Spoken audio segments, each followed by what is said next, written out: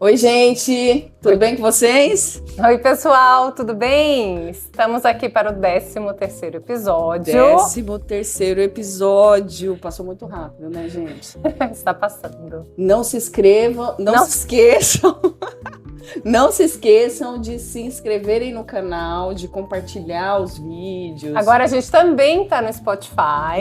Isso, então, novidade. Quem está ouvindo no Spotify, ou vai lá e também avalie esse episódio, que isso é muito importante pra gente. Exatamente.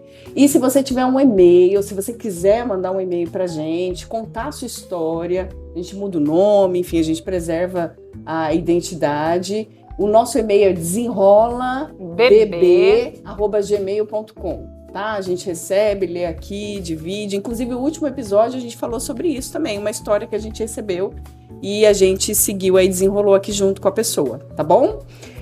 Então, a gente vai começar um novo episódio hoje com um convidado especial, que é o João. O João é psicanalista, assistente social, e ele vai trazer um pouco aqui também dos seus conhecimentos para contribuir com a gente aqui nesse desenrola, nesse episódio, tá? Eu sou a Gisele Maia, psicanalista. E eu sou a Tércia Barreira, psicóloga, e esse é o Desenrola Vai Bebê. Então, vamos lá, gente. A gente vai falar hoje sobre jogos emocionais. Jogos emocionais. Acho que todo mundo ou conhece alguém ou já passou por uma situação como essa, não é, Té? Infelizmente, eu acho. Infelizmente, né? E essas dinâmicas, elas são muito complexas, né? Acho que o João também vai poder desenrolar aqui com a gente, mas são dinâmicas que envolvem um adoecimento do relacionar-se, né? Essa coisa da manipulação, da perseguição, até que o outro consiga o que ele quer, consiga conquistar aquela outra pessoa, né? Tem também o exercício sobre o outro, de impor os seus valores para o outro, e também tem essa coisa de fazer o outro duvidar de si, essa coisa de sumir, né? Do nada. Então, os jogos emocionais, ele é algo que está muito na nossa vida, no nosso dia a dia, no nosso cotidiano, né, João? E a gente fica assim, pensando, como é que é isso? Como é que a gente identifica? Quem é essa pessoa que pratica? Então, a gente vai falar um pouquinho sobre isso aqui hoje, tá? Então, acho que 2 comportamentos que a gente poderia começar falando o primeiro é sobre o ghosting, né, Té? Você já ouviu falar? Já ouvi falar. Já ouvi, eu já vivenciei, não só de relacionamentos afetivos, né, gente? Porque às vezes em amizades, e aí a gente também tem, é uma relação, né, amizade. Então a gente também pode ter, gente, esses jogos emocionais nas amizades, né? E que isso tem muito a ver com um jogo ali de poder, né? De controlar, de ser controlado e o sofrimento que isso vai trazendo nessa relação e individualmente para a pessoa que tá, principalmente a pessoa ansiosa, né? Que tá ali vivenciando buscando essa atenção, buscando esse relacionamento e a outra pessoa evitando, né? Ficando mais nesse controle da relação. Acho interessante, acho que a Gisele já pincelou um pouco disso, você também está trazendo um pouco disso, que faz parte da gente, né? Então acho que a gente tem que começar também a falar um pouco isso, que a manipulação, vamos dizer ali assim, ela tem um limite que ela é inerente a gente. Então a gente se relaciona a partir do desejo, né? E não só na relação afetiva, como bem você colocou, das amizades, enfim, da família e tudo mais, e a gente vai atuar. Né? Então a gente vai atuar porque a gente quer ser desejado pelo outro. Então eu automaticamente vou atuar para seduzir, né? Para me fazer ser amado. Só que qual que é o limite aí, né? Onde que termina essa relação saudável da conquista, do flerte, né? Ou do querer ser amado, quando se torna algo doente, como a Gisele colocou, ou preocupante, ou nocivo, né? Dentro das relações. Eu acho que a gente pode começar também colocando isso, né? Todos vamos atuar, mas tem a atuação e a performance, e aí já tem um segundo passo, que é a manipulação. Então acho que é bom deixar claro também, porque senão a gente vai achar assim, nossa, qualquer coisa eu tô jogando. Tô jogando. Eu só quis seduzir a pessoa de uma maneira tranquila, sim, né? Mas sim. Aonde que esse tranquilo termina, vamos dizer assim, né? Aonde, João? Aonde? Já começa. Vamos falar do ghosting aqui, né? Que a gente já ouviu muitas histórias assim. Eu tava trocando mensagem com a pessoa na internet e essa pessoa sumiu. Né? Sim, E tava sim. tudo bem, eu tava entendendo que ela tava na minha, que é isso que o João trouxe, assim, esse começo gostoso, que a gente tem um pouco de idealização, a gente troca mensagem, quer se mostrar sedutor e aceita também essa sedução, e de repente essa pessoa some, gente. Ela some, ela não dá Satisfação nenhuma. você tava entendendo que ela tava na sua, que tava tendo esse movimento essa troca, e de repente ela some. E aí? Isso é saudável? Não. Não é. Esse é uma luz vermelha, a gente pode identificar como uma luz vermelha, então, passou um pouco aqui o limite. Por que essa pessoa tá agindo assim? Eu acho assim, né, Gi? Quando, no caso do ghosting especificamente, se de fato aquilo aconteceu e a pessoa não vai mais voltar, não tem mais o que fazer, não é nem bandeira vermelha, a gente acabou o jogo, não é? É uma forma da pessoa ter fugido de forma covarde daquela relação por N motivos, que aí é o que gera o sofrimento em quem fica nessa relação sozinha, de ficar se perguntando, o que eu fiz? O que foi? Será que quando eu falei isso? Enfim, e aí a pessoa fica ainda... Essa pessoa permanece ainda por um tempo, né? Até você conseguir dar conta de você sair dessa relação também. Entender que o jogo acabou. Exato. Né? Mas você não foi parte dessa finalização. E isso é muito cruel, né? É perverso.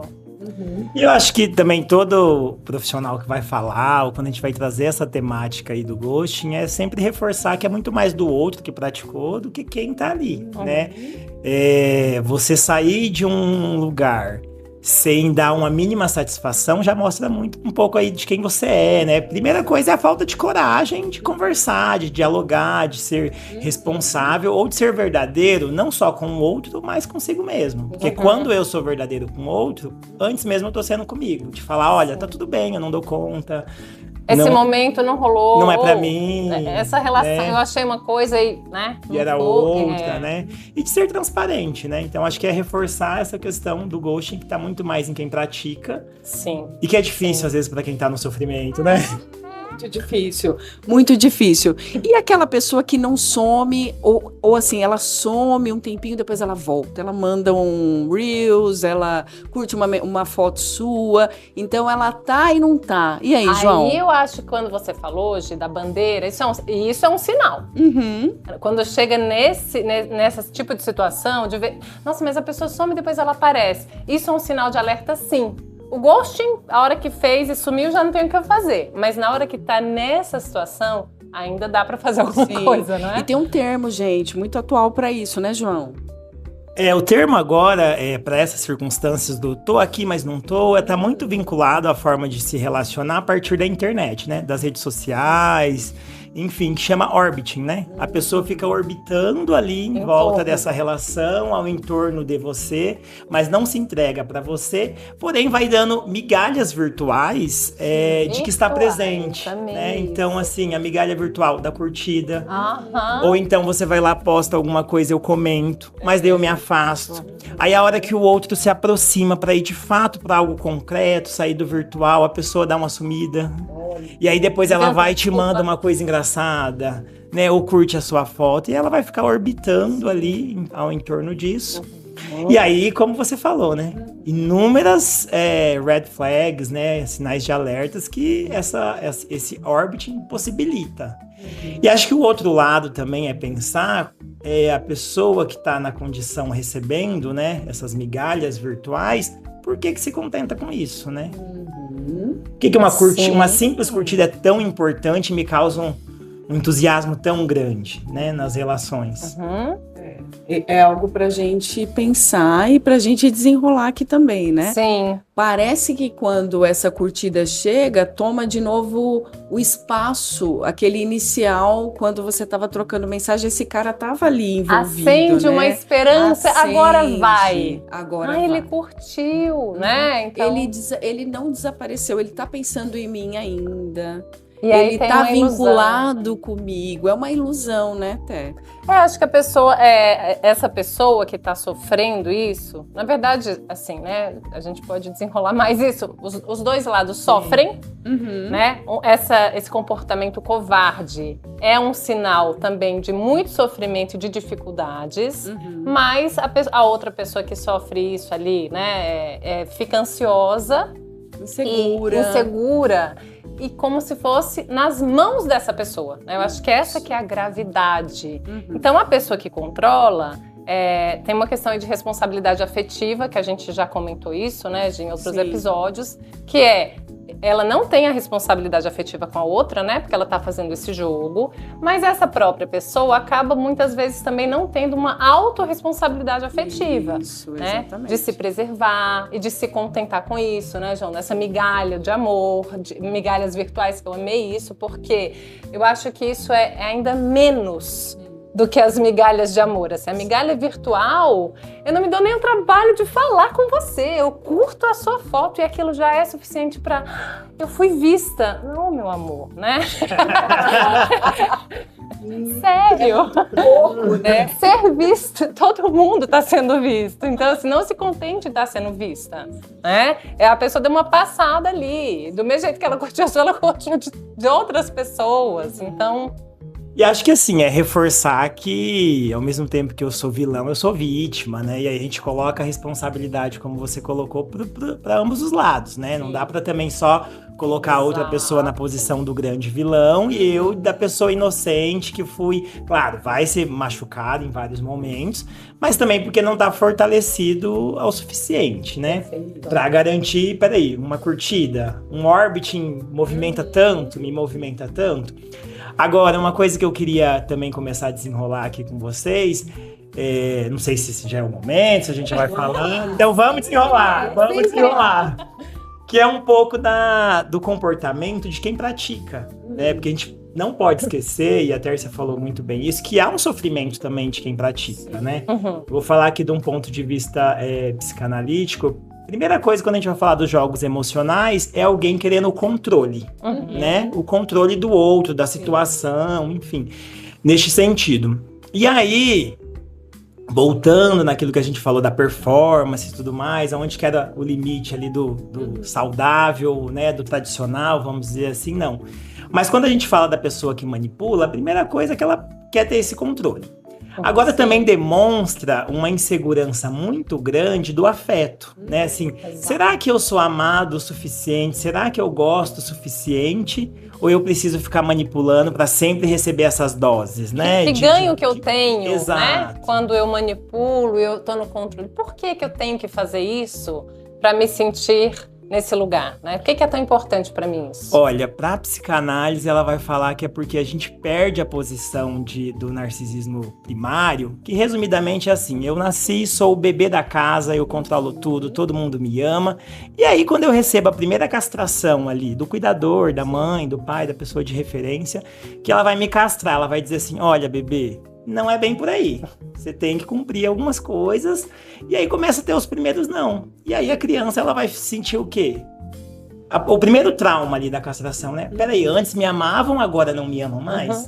Então, quando esse manipulador já adulto vai fazer esse controle, ele tá querendo voltar para aquele lugar. Olha, me amem, né? Olha, me queiram. Agora eu tô no controle, agora...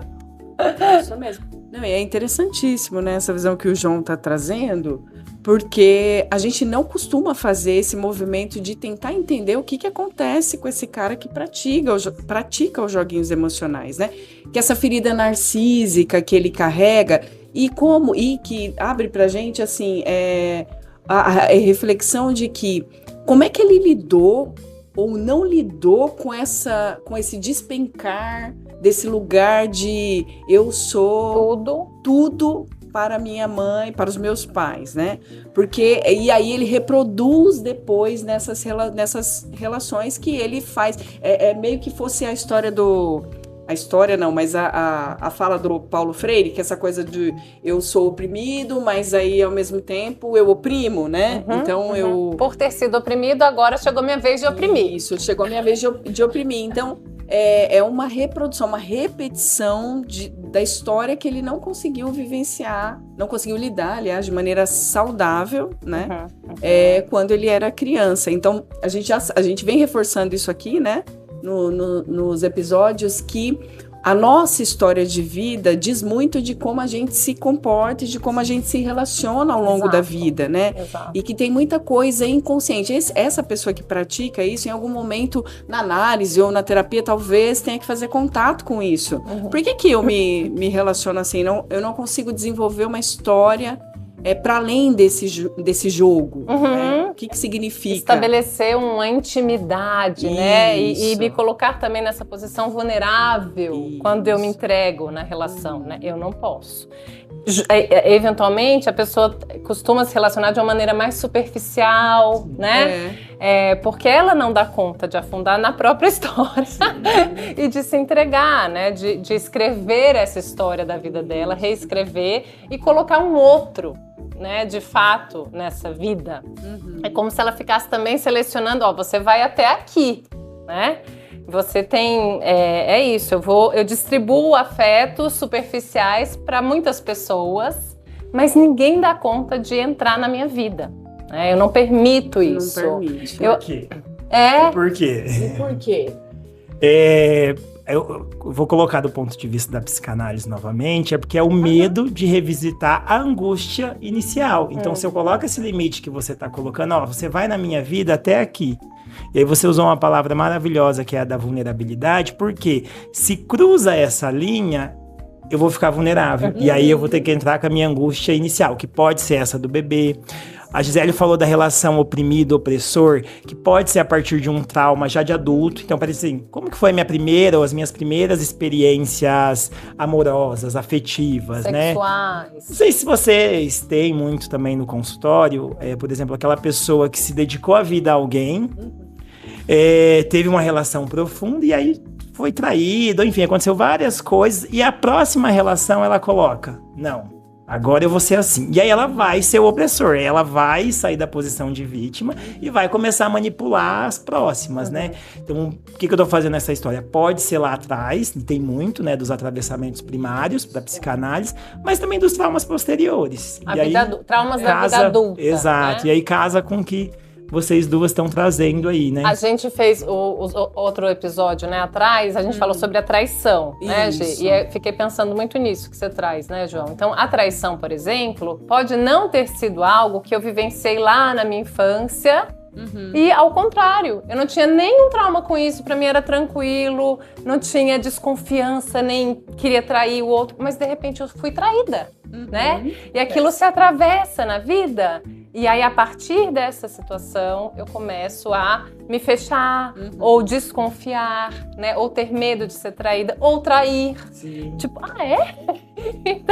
então esses... tentar e acho que a gente inverter. E aí a gente vai pegar aqui um outro conceito também que a gente escuta dentro desses joguinhos emocionais, que é o gaslighting. Não sei se vocês já ouviram falar, mas também que nos remete a essa manipulação psicológica que a pessoa pratica para um outro, e muito com essa ideia de fazer o outro duvidar de si e gerar uma dependência emocional dele. Então, a gente pode dar alguns exemplos aqui para ficar mais claro.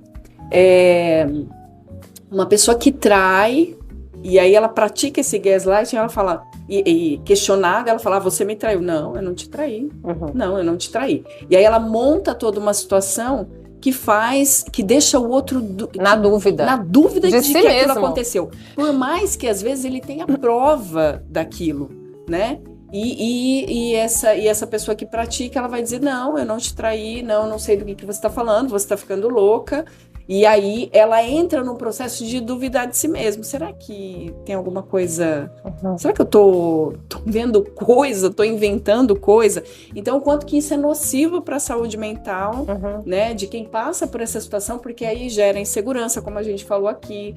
A pessoa começa a duvidar de si mesmo, mas não só com aquela pessoa que ela se relaciona, mas na vida, né? É uma insegurança tremenda, porque gera uma exaustão emocional também. também, né? E aí, em casos mais graves, um isolamento, né? A pessoa vai ficando cada vez mais fechada, né? Não acredita mais em si, né?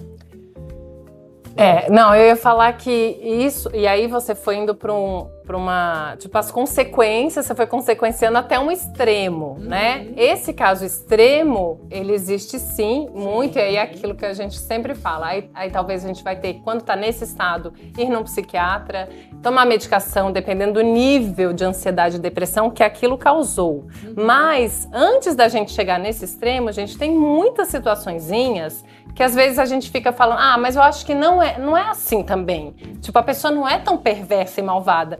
Não é questão de necessariamente a pessoa ser perversa e malvada. Ela tá na cabeça dela só reagindo a alguma coisa, só agindo de forma automática, né? Um comportamento que ela automatizou inconscientemente.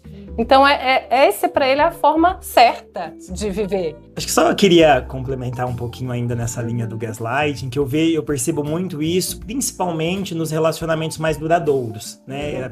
Tem os outros tipos de joguinho, love bombing, uma série de outras situações que precede, mas eu acho essa questão do gaslighting muito perverso, grave, porque eu vejo, às vezes, em relacionamentos mais duradouros. E aí, pra pessoa tomar consciência disso é muito mais difícil, porque ela já tá muito envolvida, né? Já tem um relacionamento consolidado, diferente daquele primeiro ghosting que a gente tava falando, que é muito no início, né? Ou das migalhas virtuais ali a partir do Orbit, que é no começo.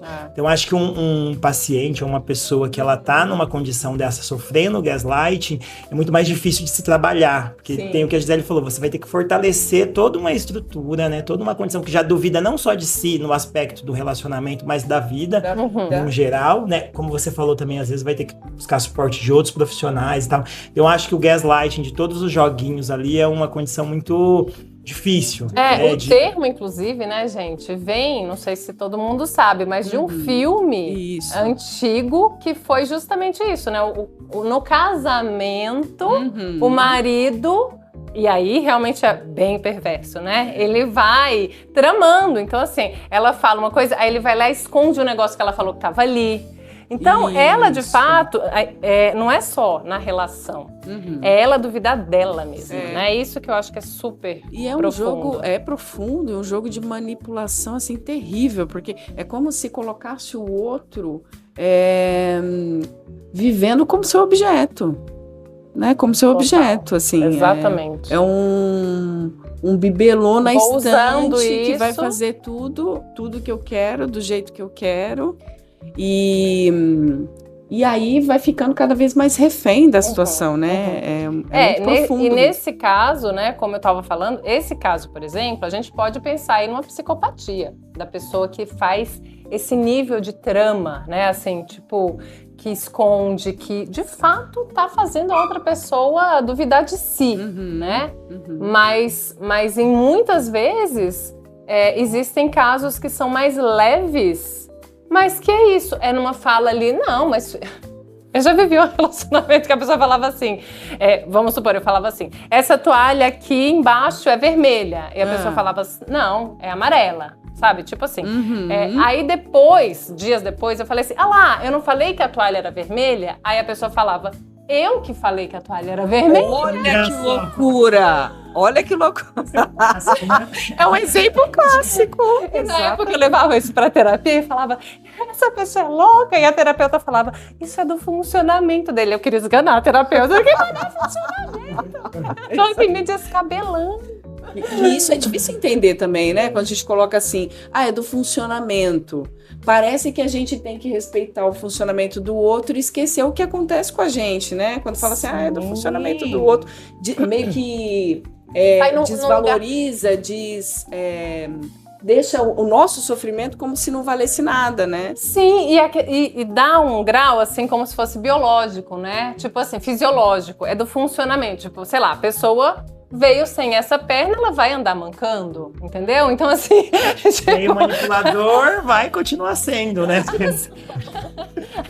E aí, pode ser que sim, que a pessoa fique sendo pra sempre, mas o que eu vou fazer com isso, né? Então, mas eu acho que descobrir ou entender, compreender essa estrutura, vamos dizer assim... ela não pode ser um elemento de absolvição do outro, de justificativa do outro. Peraí, né? A gente que tem que se absolver e não absolver o outro porque ele é assim. Porque não é uma prótese que você vai trocar, que você vai colocar, né? Tá em outro campo. Ou a pessoa realmente compreende e assume que tem que entrar no seu processo de análise, rever o porquê que faz tudo isso, reconhecer e trabalhar, ou então, né, não Tchau, tem outro gato, tchau, não bem, tem- isso aí, não tem e a como. vida segue, né?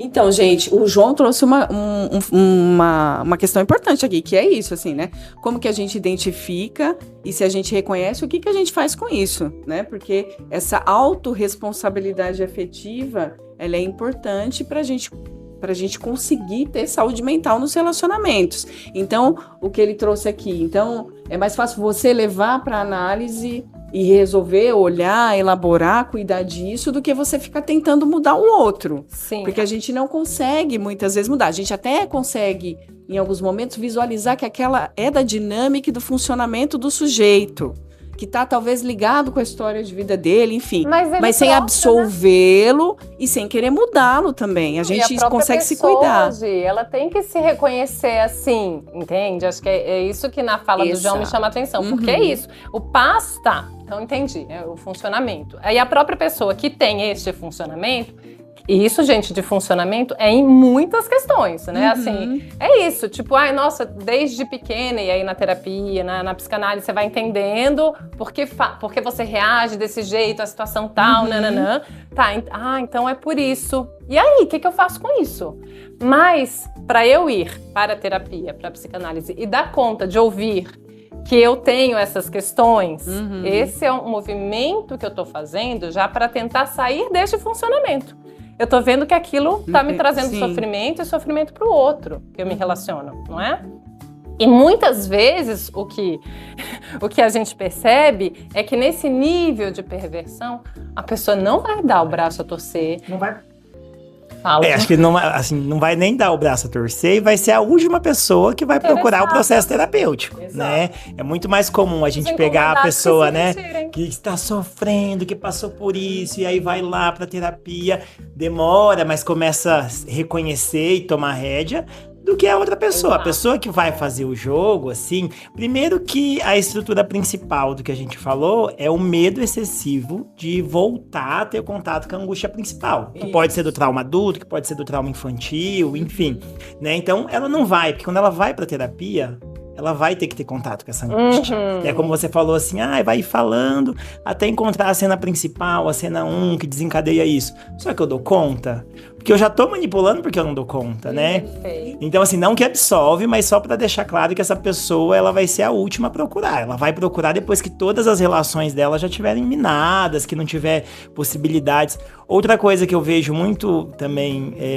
que é muito interessante, quando esse agente manipulador, ele vai buscar a presa mais fácil, vamos dizer assim, né? O que se deixa ser mais influenciado, que é mais vulnerável.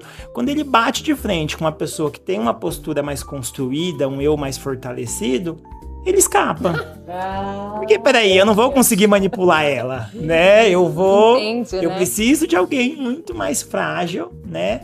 Pra eu conseguir não ter contato com a minha angústia profunda. Então, acho que é importante também colocar um pouco disso, né? Isso mesmo. Então, e essa coisa dos limites, né? Esse lance da gente ter que... E Tá, a gente esse vem limite. falando disso, a gente tem um episódio para falar sobre isso. Volta lá, gente, se você não viu. A Tércia sempre fala, volta lá. Que é estabelecer limites. E se é essa pessoa que o João comentou aqui com a gente, que é um pouco mais, né, esclarecida, tem um autoconhecimento, aí esse cara foge. Mas, e aí, porque provavelmente essa pessoa vai saber estabelecer o limite já de pronto, no começo, né? Mas a gente vem percebendo na clínica, né, nos diálogos que a gente tem, como é difícil dizer o não, como é difícil dizer não para aquele sentimento que vem quando ele curte a foto. É muito gostoso, e aí eu passo por cima de tudo, eu não consigo colocar o limite. Não, isso não tá dando pra mim, tá? Isso não é suficiente. Não é suficiente e tá me fazendo mal. Então, é importante te olhar na clínica ou numa conversa, num bate-papo com os amigos, porque isso também é legal, que a gente fale sobre como a gente tem vivenciado os relacionamentos. Tem sempre um amigo que ou passou pela experiência, ou ele vai poder, olha, mas você já pensou nisso? E aí, você já ouviu falar de jogos emocionais? Porque aí a gente vai, Você já assistiu o episódio Jogos Emocionais da Desenrola Vai Beber? É uma oportunidade. E a gente sabe que não é simples estabelecer limites, né, gente? A gente sabe que não é simples dizer não para aquilo que, mesmo para aquilo que não, que nos adoece. Mas é um caminho de como lidar, né? Porque acho que a gente fala aqui também, não tem receita pronta, mas a gente sempre fala aqui como é que a gente lida com isso, né? Então acho que o não, esse estabelecer limite é um caminho possível. Agora eu que vou fazer as perguntas igual a Tércia faz. E por que a gente não consegue falar esse não, né? Por que a gente tem dificuldade de colocar esse limite? Por onde que a gente começa esse assunto? Nossa, tá. Eu acho que tem uma coisa que sobre essa questão do limite, que primeiro tem uma história de vida e tem uma construção social também, que faz com que algumas pessoas deem mais conta de estabelecer limites e outras menos. A gente sempre fala isso aqui, né, João? Você já assistiu vários episódios. É por isso que eu estou aqui. Eu vim como ouvinte, ó, e agora eu tô aqui participando. Não, gato. Não, eu tô falando assim, eu conheço o Desenrola Vai Beber a partir de ouvinte, então de ouvir os episódios, né? E agora eu tô aqui participando. Como profissional. E a gente fala muito sobre a questão da construção feminina neste lugar, da mulher não falar não, né? Dela ter esse comportamento mais agradável, não ser tão disruptiva. Nossa, um não pode ser muito, né? Agressivo. Isso, eu acho que assim, é fila no consultório sobre essa questão da dificuldade de colocar limites. Então, por exemplo, essa pessoa que você trouxe de exemplo, que já vem ali, né, já tem um preparo e consegue falar, ou ela teve uma história de vida muito bacana, né, na teoria do apego, vamos pensar que ela foi bem resolvida nesse narcisismo primário, né, ela deu conta de sair desse lugar, ou ela fez muita terapia e chegou nesse lugar, né, e falou, nossa, eu preciso estabelecer limites. Mas acontece aquela história do dedo podre, que são essas queixas de pessoas, nossa, só aparece gente na minha vida que não se interessa por mim, só aparece gente na minha vida, o cara que me dá ghosting, o cara que fica orbitando, ninguém me assume, né? E essa falta dessa autoestima está diretamente relacionada a isso. Sim. Não, é que a Tércia me trouxe para um lugar aqui de duas condições de profissão. Uma como assistente social, e aí você coloca isso no processo histórico, que é fenomenal, né? O patriarcado como controle do corpo do outro, do corpo feminino, da mulher não poder falar não. E na condição de psicanalista também, é assim, por que a gente não põe limite? Eu volto lá na minha primeira frase aqui, né? Eu preciso existir no desejo do outro. Então eu preciso ser amado. E aí quando eu falo não, eu tenho a falsa sensação de que o outro não vai me amar. Então eu preciso aceitar tudo, como se a gente, para ser amado, precisasse aceitar tudo, né? Aceitar tudo isso que a gente tá apontando aqui. E não é isso, né? É quase o contrário, eu acho, né? Essa semana eu falei sobre isso, assim, que quanto mais a gente se coloca subjugada nessa relação, menos a gente vai ser valorizada. Então, quanto mais eu me desvalorizo, mais o outro me desvaloriza também. Exatamente. Não, e aí só complementando o que o João trouxe aqui, né, no campo da psicanálise, acho que também como que a gente vivenciou, e é sempre importante a gente voltar na nossa história também de vida, para a gente entender um pouco, porque essa imposição do limite está também ligado com a castração. Como é que a gente passou isso? Como que a gente vivenciou os relacionamentos com os pais? Como fomos castrados? E aí eu tô falando desse lugar mais concreto de ser. Como que você lidava com o limite para dentro da sua família? Como que os seus pais... como que você internalizou o limite quando você vivenciava a sua história com a família, né? Quando você tentou colocar limite, como foi a reação do outro? E como que você, essa coisa do internalizar, que tem do entendimento, né? Que tem essa percepção do não, mas do seu e do outro, que isso a gente vai construindo, a gente sabe, né? O Winnicott fala desse ambiente, que a gente aprende muito do limite também nas relações dentro da casa com os pais. E isso, gente, não é não é agora na vida adulta. Isso também vem lá desde pequeno, né? Do mesmo jeito, a insegurança do sujeito, a segurança. Se você vivencia um ambiente que te fornece segurança, a probabilidade de você ter segurança nos seus relacionamentos também é muito grande, né? Você interioriza isso de uma forma mais tranquila. Então, também essa coisa do limite, às vezes... não parece simples, porque já na sua história isso está totalmente distorcido, né? E que tem uma construção transgeracional, né? Então, assim, não necessariamente você passou por isso, mas a sua avó passava isso, e aí de alguma forma ela tem a dificuldade de falar não, aí a sua mãe também não conseguia falar não, nem sei porquê, mas aquele comportamento vai sendo passado, né, transgeracionalmente. E aí chega em você, que quando você pensa, não sei, eu nunca nem tentei. Né? Não, e isso nunca nem aprendi, né? Nunca nem aprendi. E isso para as mulheres, eu acho que ainda tem como você comentou ainda, e o João também, ainda é mais difícil, né? E o oposto do que você está colocando aí do ambiente de segurança e trazendo essa Winnicott como referência, também é muito verdadeiro, porque o oposto da segurança está no caos. E aí, se eu tenho um experimento inicial, né, enquanto criança, enquanto pessoa, enquanto sujeito, que vive no caos, qual o tipo de relacionamento que eu vou buscar? João. O dedo. E aí o caos é feito por quem? Pela pessoa que vai manipular, pela pessoa que vai... Igual antes a gente estava dando o exemplo do gaslight, que vai me desestruturar. Será que eu tô louco? Será que eu não tô enxergando isso, né? Como que é esse caos, João? Fala um pouquinho desse ambiente que você está falando. Olha, assim, do caos eu tô colocando da seguinte forma, né? A gente nasce enquanto sujeito e a gente vai precisar ser maternado por alguém. Né? Não gosto de colocar na figura central da mãe, mas do cuidador, né? E aí, como que se deu isso, né? Eu experienciei muitos traumas, muitas situações de abandono, de ser mal cuidado, numa casa muito turbulenta, numa casa onde as pessoas brigam, instável. Então, peraí, se eu cresci num ambiente que o conflito ele é comum, como que eu vou conseguir, enquanto adulto, ter um relacionamento saudável? Aí o relacionamento saudável, daquele que não me manipula, é entediante, e aí é desinteressante. Não é amor. Não é amor. Tem que ter caos, tem que ter conflito, né? Agora, a hora que eu me relaciono com essa pessoa que vai me manipular, que vai fazer essa linha de joguinhos, né? Eu me identifico. Nossa. Porque ele me ama. Aqui eu tô em casa. Exato, é uma moradia comum. O caos aí nesse lugar se transforma numa moradia comum. Que poético.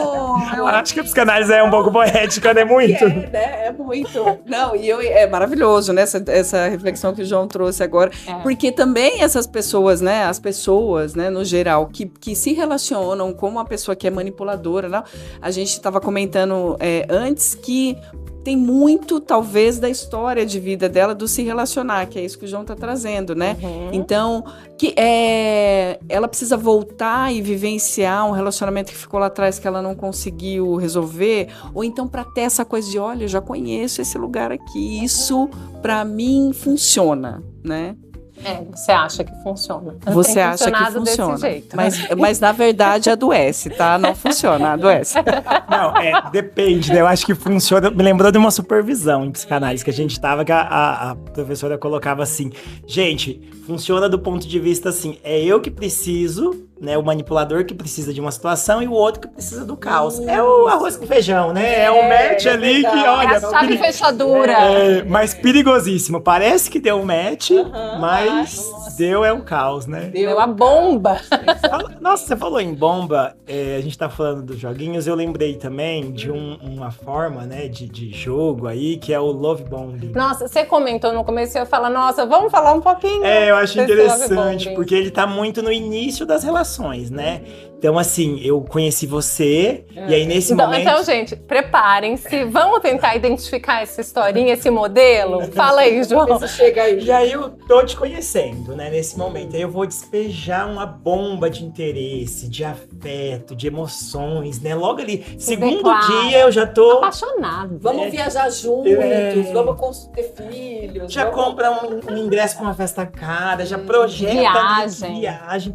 Só que também eu percebi que tem esse campo do valor, né? Mas também eu percebo que hoje tem o campo da intelectualidade, e inclusive que roda as nossas rodas aí de pessoas que também fazem terapia, de pessoas que também fazem...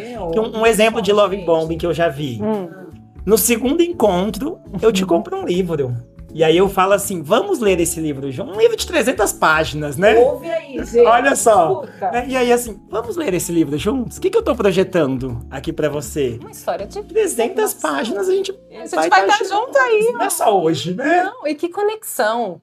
Porque assim, não é só, vamos conversar 300 páginas, a gente se conecta nesse lugar que você tá falando do intelectual, aí pega, às vezes numa nostalgia, porque, nossa, meus pais liam, minha mãe lia. Ai, isso pra mim é tão significativo. Olha, galera intelectual e progressista, cuidado, viu? A gente não tá imune.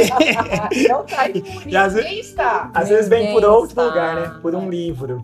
Né? E aí... Pode continuar, ela tá te devolvendo o microfone pra você continuar, tá indo muito bem. E aí, qual que é o passo 2 depois essa enxurrada de afeto, né?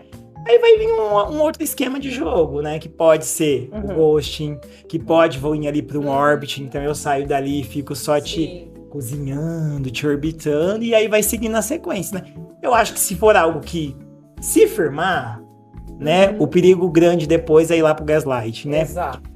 Agora, eu falando desses jogos, assim, o que eu gosto de citar também, porque tá sendo tipificado, né? Nome, comportamento, atitude de quem faz e tal.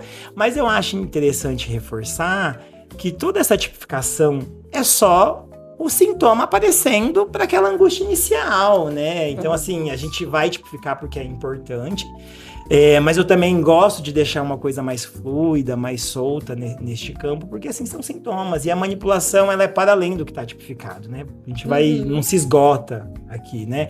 Então eu acho que eu gosto de colocar isso. É importante a gente tipificar e ver, entender, trazer para o concreto.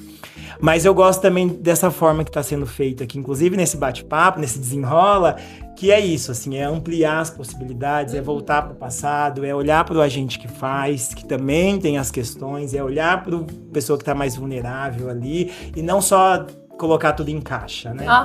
Não só sair diagnosticando, né? Narcisista.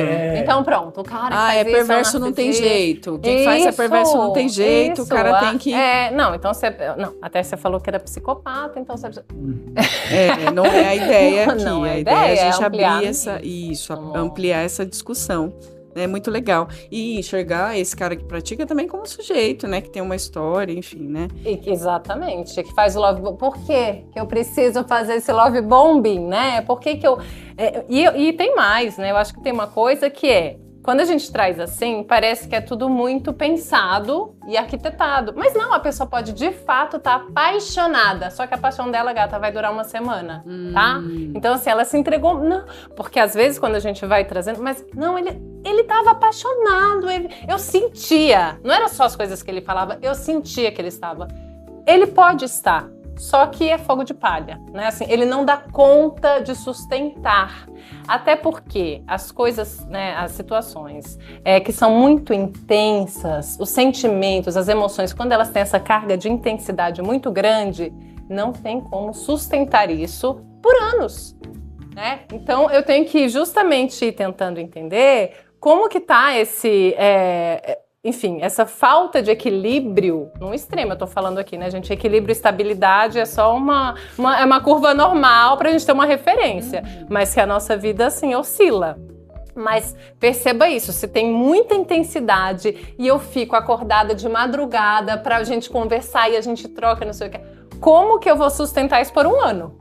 Nem fisicamente eu dou conta. Então, talvez olhar para isso. Aquilo se esgotou e a pessoa fez um ghosting porque ela não dá conta. O lance dela é paixão e e vai embora. E eu arrisco dizer por que a pessoa que pratica o jogo não dá conta, Tércia. Porque você falou de longevidade da relação. Ele nunca experimentou ser amado e amar por muito tempo. Então eu preciso de picos Estabilidade. de adrenalina que eu vou e subo, mas e quando eu chego lá em cima, será que eu estou sendo amado? Será que eu... E aí eu vai, desce, pratico, e aí vai pro outro. Porque daí na sensação do outro eu vou resgatar novamente. Que é a repetição da psicanálise, né? Você vai, busca e volta. Você vai, busca, não dá conta da angústia e volta. Então essa pessoa que ela provoca esse jogo emocional tá nessa fragilidade e talvez... Claro, não dá pra generalizar, cada situação é uma situação, mas um padrão ali é também de não ter experienciado essa lógica do desejo, né? De ser uma pessoa desejada, de ser uma pessoa desejante, de possibilitar ser amado, né, dentro da calmaria, de amar também dentro de uma calmaria. Então, o que eu faço? Eu não vou conseguir dar conta das minhas angústias, mas eu quero ser amado. Então, eu vou, saio. Saio, fragilizo. Né? Antes de eu ser abandonado, eu abandono. Isso. Né? Aí a gente volta pro episódio da rejeição. A gente tem um episódio sobre Eu já isso. rejeito com medo de ser rejeitado. Então, você É a empurra o dinâmica que eu outro, conheço, né? porque ser rejeitado eu não dou conta. Já Sim. fui Sim. lá na infância, então não dou conta. Isso Agora mesmo. eu tô nesse controle, eu fico rejeitando as pessoas, né?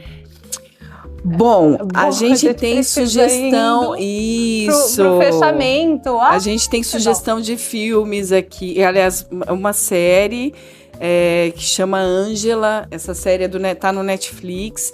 E ela é uma série que fala bastante sobre o gaslighting, né? Um relacionamento. Já tem um tempo, como a gente falou, né? Já tá nesse relacionamento há um tempo. Mas tem questões, assim, que são muito comuns, né? Da maternidade, várias coisas. Depressão pós-parto que essa mulher sofre. E aí ela vivencia uma situação de gaslight com o companheiro.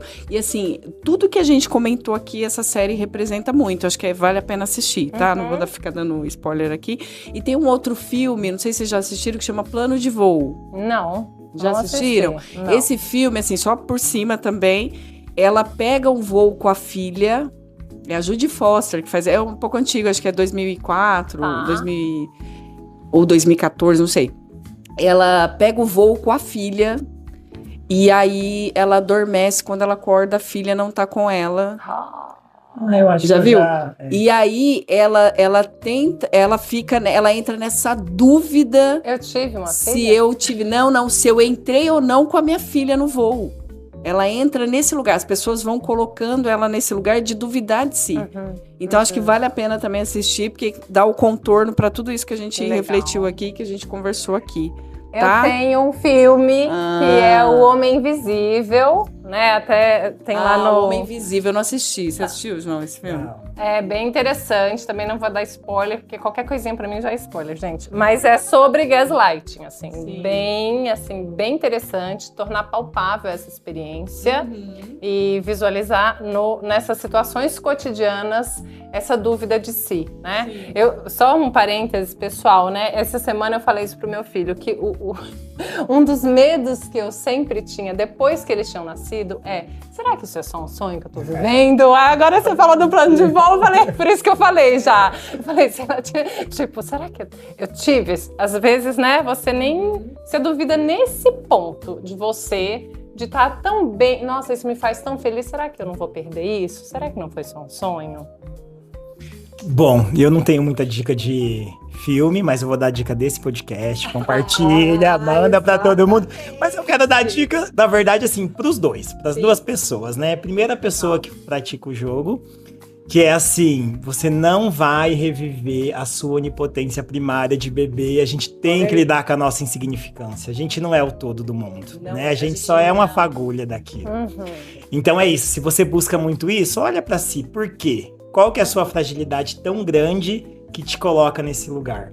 E falando em fragilidade, para a pessoa que sofre, é olhar, pegar essa oportunidade e assim, por que me abala tanto? Né? E trabalhar isso, assim, peraí, se isso me atravessa, é o caminho, então, para eu me fortalecer. Né? E aí eu ter essa condição que a gente falava de, olha, na hora que eu percebo isso, eu consigo sair. Porque a minha vida, né, estar saudável numa condição... é melhor pra mim do que eu tentar enfrentar, querer mudar o outro, ai, por quê, ou por quê. E aí também mostra um pouco da insignificância, se não dá, sai. E você vai ter o seu significado em outro lugar, Isso, né? banca e continua, né? Porque assim, gente, eu gosto de coisas clichês, que a gente não dá valor até que o clichê aconteça, né? Então assim, vovó falava, não morre de amor. Coisa mais clichê do que isso. Depois de sofrer tudo isso, né? Love bombing, nanana, ghosting, orbiting, aí você acha que vai morrer, aí você vai pra terapia e tal. Aí depois você fica assim, nossa, mas você se sente infantil, porque você não vai morrer de amor. Vai sofrer, vai doer, mas acolha como a possibilidade da mudança, né? E de se fortalecer, e de adquirir essa autonomia e autorresponsabilidade Eu que fiquei vocês duas pensando colocam. disso.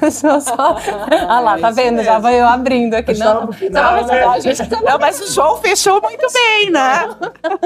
a coisa da romantização, que agora eu fiquei pensando, né? Essa romantização excessiva de justamente o tanto que a leitura, a literatura ou os filmes ganham público nessa ideia do morrer de amor, né? Sim, literário, né? literário. Então tem esse medo / desejo de morrer de amor, né? E só pra fechar, a gente foi criado nisso, né? De que o afeto é sofrimento, é conquista, é Isso. luta, Quanto mais sofrido, mais amor. E não é, né, gente? Gente, É mais sofrimento manipulação. mesmo. É só sofrimento. É só sofrimento.